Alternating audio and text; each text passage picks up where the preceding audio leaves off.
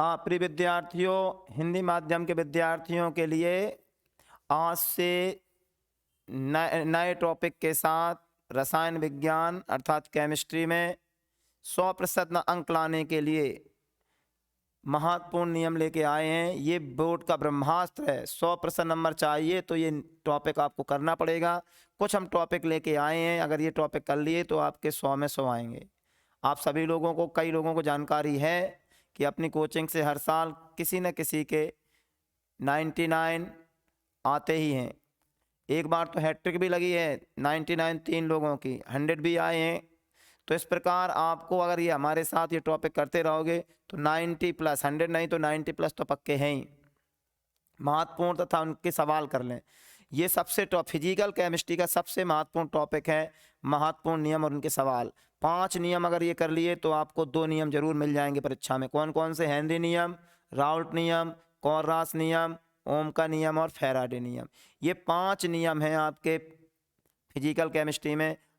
ये 5 नियम 2 पेज में आप लिखकर प्रैक्टिस कर लें। इनके से रिलेटेड सवाल लगा लें, इनसे संबंधित सवाल लगा लें और आप इस तरीके से एक पेज बना के तैयार कर लें तो आपके 2 क्वेश्चन पक्के हैं। इस तरीके से एक एक टॉपिक हम फिजिकल केमिस्ट्री कराते जाएंगे, हमारे साथ करते रहें और चैनल को सब्सक्राइब कर लें, लाइक और शेयर कर लें, ठीक है। इससे आपको प्रत्येक टॉपिक एक डेली मिलता रहेगा। अब हम आपको एक्सप्लेन करते हैं हेनरी नियम। हेनरी नियम देखते हैं। हेनरी नियम, जब भी कोई नियम आता है तो उसमें 3 बातें मेन होती हैं, इस बात को ध्यान रखो। कब दिया? जब भी कोई नियम बनाए जाते हैं तो कोई समस्याएं होती हैं तब नियम आते हैं। तो देखो नियम में 3 बातें जरूर लिखें, कब दिया, किसने दिया, क्यों दिया। तो ये सन 1803 में, सन 1803 की बात है। सन 1803 में दिया था। किसने दिया था?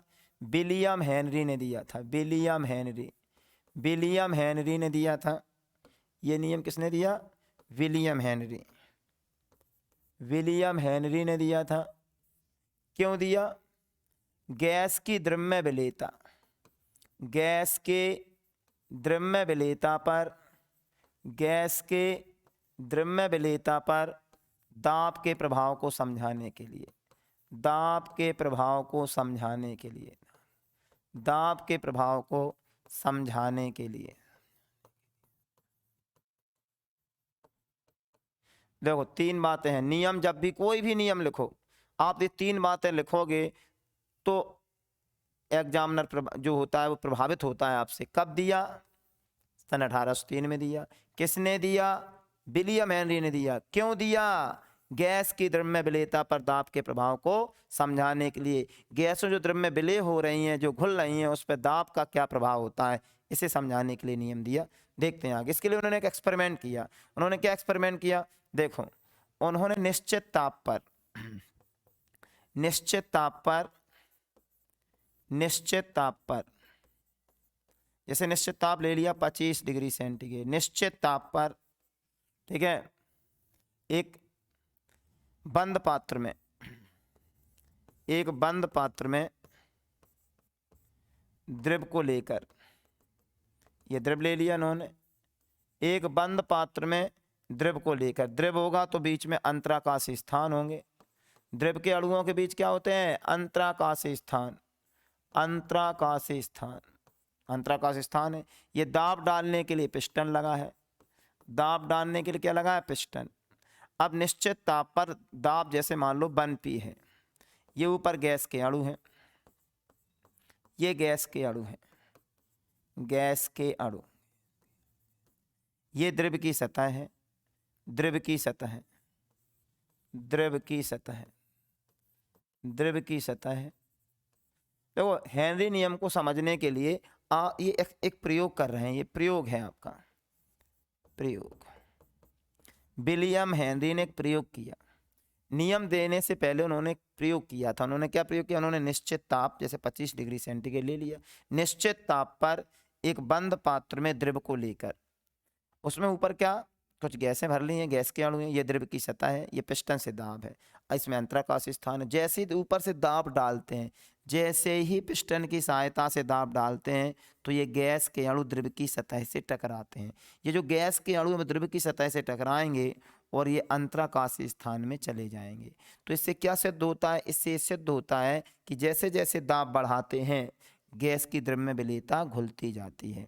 मान गैस की द्रव्य विलेयता दाब के समानुपाती है निश्चित ताप पर। यह निष्कर्ष निकला।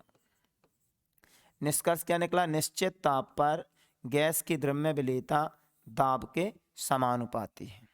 ये निष्कर्ष निकला। ये इनका प्रयोग था। अब आपको प्रयोग समझ में आ गया है। प्रयोग को एक बार फिर देख लें, ध्यान से देखें, स्टार्टिंग से देखें नियम को। सामने बताया जब भी कोई नियम दिया जाता है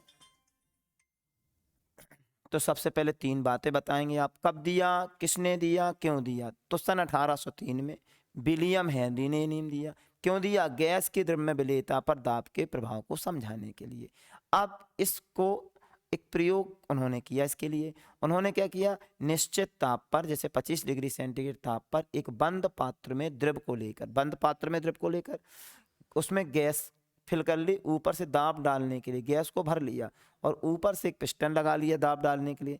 जैसी दाब ऊपर से डालते हैं, जैसी दाब डालते हैं तो गैस के अणु द्रव की सतह से टकराते हैं और द्रव के बीच जो अंतराकाशीय स्थान होते हैं उनमें जाके विलय हो जाती है। तो इससे क्या सिद्ध होता है? निश्चित ताप पर जो गैस की द्रव्य विलेयता है, एस का मतलब है गैस की द्रव्य विलेयता, वो दाब के समानुपाती है। तो ये इनका था प्रयोग था। अब इसी प्रयोग के आधार पर इन्होंने इस नियम की गणितीय भाषा बनाई। देखते हैं इस नियम की गणितीय भाषा क्या है। इस नियम की गणितीय भाषा देखो, गणितीय भाषा, इस नियम की गणितीय भाषा देख रहे हैं अपन, गणितीय भाषा। इस नियम की गणितीय भाषा क्या है? गणितीय भाषा है एम समानुपाती पी डॉट डॉट निश्चित ताप पर, निश्चित ताप पर। यह गणितीय भाषा है जहां एम क्या है?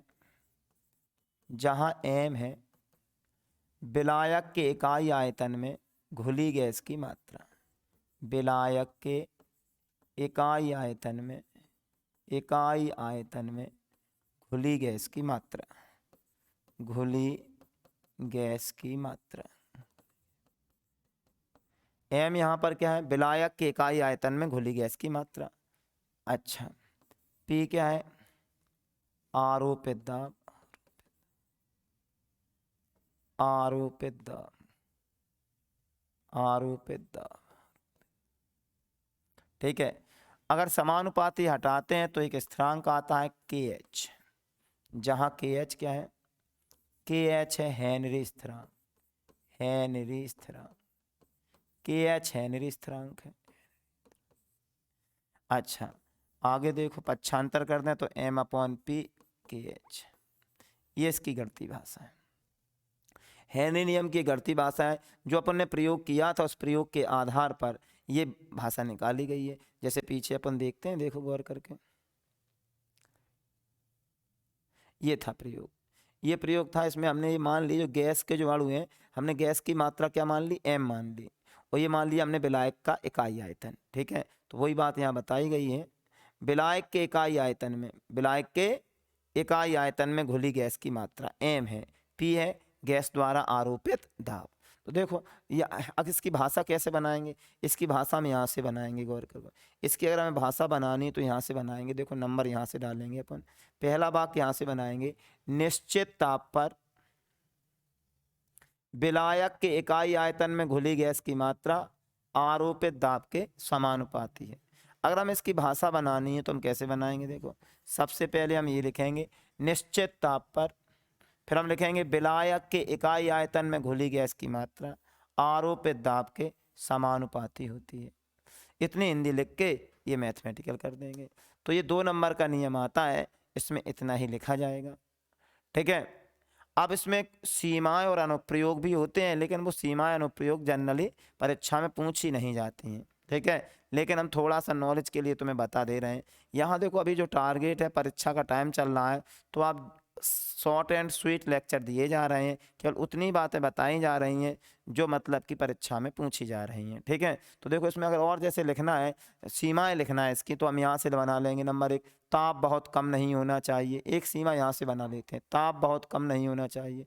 दूसरी सीमा यहाँ से बना लेते हैं, दाब बहुत अधिक नहीं होना चाहिए। और तीसरी सीमा यहाँ से बना लेते हैं कि गैस विलायक से क्रिया ना करती हो। ये 3 इसकी कंडीशन है।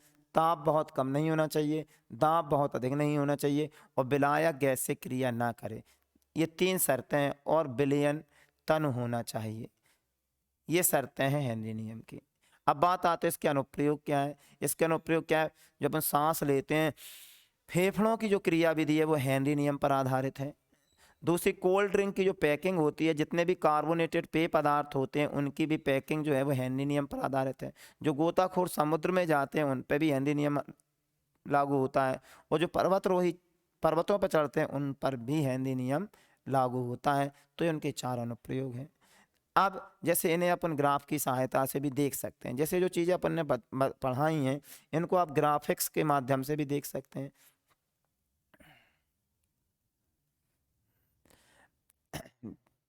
अगर ये वीडियो आपको